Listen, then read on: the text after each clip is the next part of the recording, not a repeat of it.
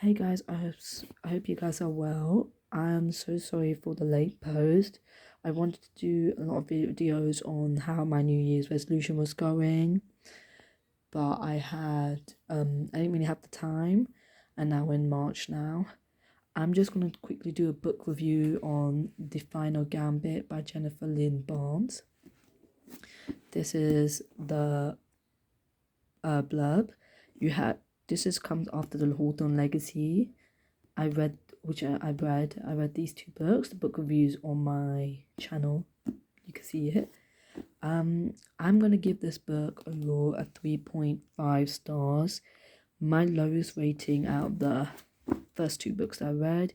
So you had to read The Inheritance Game, which is a lot better, by the way, the Hawthorne Legacy, and then you had to read The Final Gambit. These two books are a lot better than The Final Gambit. So there are a few reason why I gave it a 3.5 stars. I couldn't give it 3 stars because first of all, it was so like to be able to read the third book, I read these two books and it was very interesting. So I would never have read this if it weren't for these two. So I couldn't really give it 3 stars. But honestly, one of the few reasons is I didn't find the plot as interesting compared to the Hawthorne Legacy, which is the second book, and the first book, The Inheritance Games. This was nowhere near as interesting as the first two books. So even though I didn't have that much expectation in this book, I still thought it was gonna bring a shocking revelation, which in certain extent it did, but nothing compared to the first two books. And when they were doing like clues and puzzles because one of the person was taken hostage, I was not that interested about it, and like I wasn't that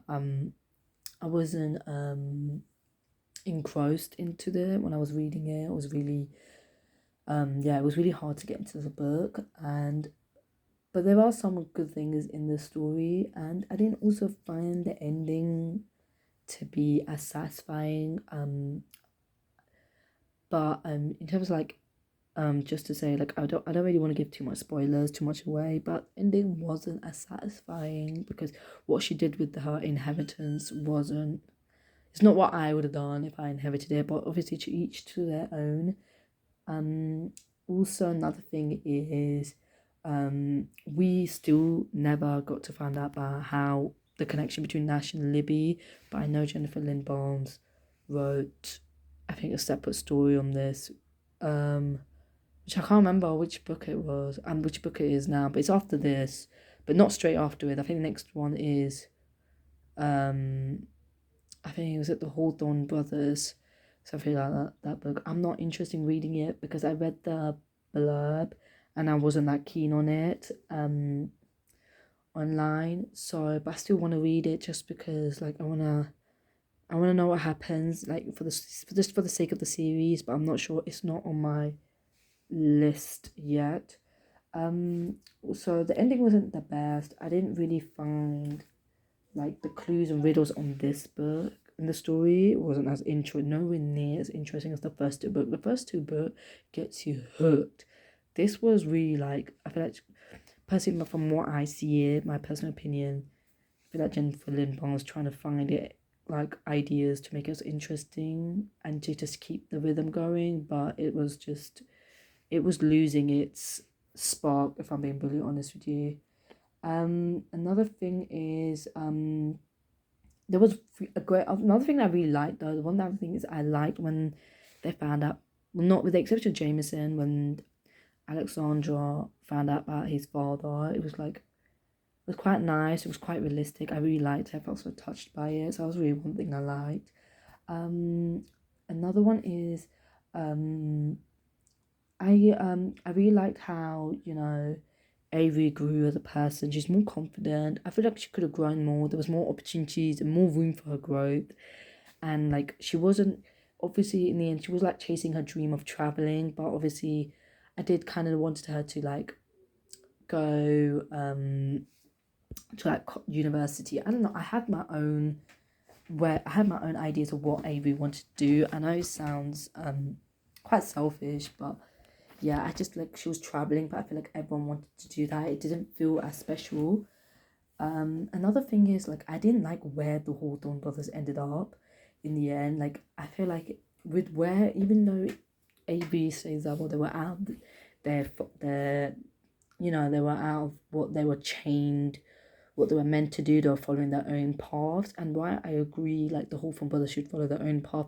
I didn't like where one of them, I apologize to spoiler, but one of them dropped out of college. It's just like one of the brothers. It's just like, when you, like, you set your whole life. I know it's not for everyone, but I'm just like, oh, when, like, one dropped out of college, another one's like with their dad, which I find it satisfying anyway, which is just a good one. But another one was just tailing around with another girl, which was Nash, and Jameson was being with Avery all the time. Like, they weren't doing anything special. So, in the end, like, what they were going to do, like, considering, like, you have to think about the Hawthorne brothers have all the money, all the privilege, all the resources to be the best they can be, or to even achieve the best. And of course, they've already done that, but, like, they didn't go university, college, or they didn't they didn't come out their broad shoulder, like, their horizons to meet new people, even though they could have easily done that. And also, the money is from under Avery, so I don't understand why all of them are doing, like, less than what you would expect them to do. Like, at least open up a business or something. But they weren't doing any of that. I feel like because they haven't discovered to have normal childhood, from what it seems like they're trying to do it now. But I'm like, I don't know. I didn't really like where the Hawthorne brothers were ending up. Like, they were just doing what Avery built them up to do. So I feel like the Hawthorne legacy kind of passed on to Avery, but it's like it was just repeating what Tobias Hawthorne was doing. Another one is her decision. We found out the reason why Avery inherited the $1 billion fortune from Tobias Hawthorne. And the reason was very, in my opinion, dissatisfying. It was like, even Avery didn't even accept that reason. It was like, she was so upset by it. Like, not so upset, but she didn't, like, she was disappointed, and so was I, because it was just, in my opinion, not a great reason to give someone their billionaire fortune. But I guess, regardless of the reason, you have inherited it. But I guess Avery, in my opinion, also didn't, towards the end when she turned 18, in my opinion, didn't really use the billionaire fortune. So what could have been used, but to what I would have been better to use. But again, that's my own opinion. But honestly, this was nowhere near as satisfying as the first two books, which is why I'm giving it a 3.5 stars. Do I still recommend other people to read this book? Yes. I still want you to figure out what you think of this book. I have my own opinions, but honestly, this was still worth it because I read these two books. I'm still grateful for this journey. This was like the series. There's still more going. There's still more books after the series. I literally think it's called The Hawthorne Brothers after the Final Gambit. I'm not that keen. I read a few pages. Sorry, guys. I read a few pages online. A few sample pages, and I'm not gonna lie. I'm not hooked. Honestly, after this, I can't seem to want to be reading it anymore. But the first two books, please, I highly, highly recommend, which is the Inheritance Games by Jennifer Lynn Barnes and The Hawthorne Legacy by Jennifer Lynn Barnes. That comes afterwards. And yeah, so yes, I'm still grateful that I read this, but it's not my favorite. This book was, I didn't have high expectations, so I was okay. That's why I'm not that disappointed when I read this book. But compared to the first two books, this wasn't on par, in my opinion. Like, some parts were interesting when they were finding about the father, when they were, finding about, like, deep secrets about the Tobias Hawthorns, when some of the relationship did get a bit stronger. But I feel like there was still room for growth. There was still, like, some of those characters' development, like Xander Hawthorne, Jameson, was so sparse. It was like how we got to the third book, and the development was nowhere near what I was thinking. And Nash and Libby, we still don't know how. I still want to know how they bond, how they grow. I know they probably got Jennifer Lynn Barnes going to do another story on this, but it's like we're in the third book already. Hasn't happened. But I also realised that when you have a lot of secrets and plots and, riddles and clues, when you read this kind of book, sometimes it's really hard to focus on developing characters, getting the romance or the friendship or the bonding focused and done well. if they have clues and riddles and this. So it's really hard to balance it all together when you're writing it as a story. So I just don't want to be too critical, even though I probably have been a bit quite critical and harsh already.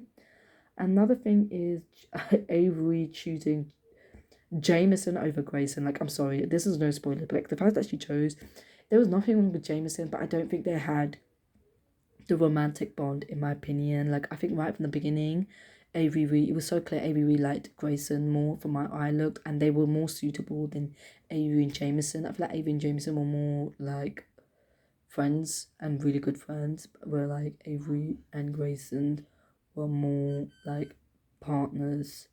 Like I could see them in a relationship. So I was really upset like Grayson didn't get to be with Avery. I feel like he gave up, or not gave up. I don't think he would ever give up on Avery, but he didn't want to compete with his brother, which I admit like, the reasoning is good.